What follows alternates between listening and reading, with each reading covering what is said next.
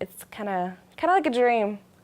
You hoped it would happen, but you never thought it would, and when it did, you're just like, awesome. Andrea Hernandez took on the Northside Independent School District, the largest in South Texas with more than 100,000 students, and she won.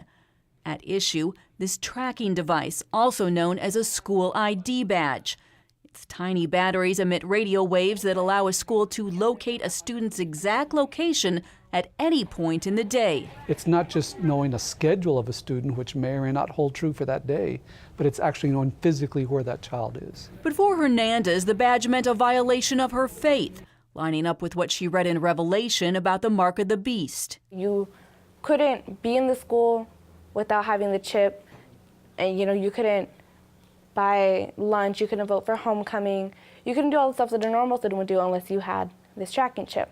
Just like in the Bible, you can't buy, sell, or trade unless you have the mark. Hernandez paid a high price for her protest.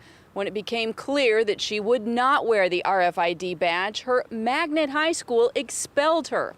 And they said that they would be dropping me from the rosters that day, or the following day. So what caused Northside to switch gears and drop the $250,000 program?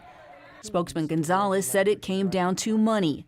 Northside had hoped the RFID badges would allow it to better track and count extra students for attendance, bringing it more in state funds. But in the end, attendance barely increased at its 2 pilot schools, bumping up by less than 1%.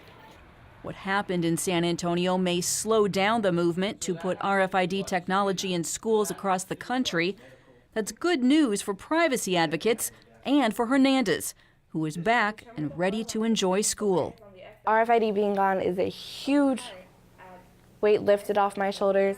It's good to go back and just be a student, and it's good to not have to worry about tracking and all this radiation floating around the school.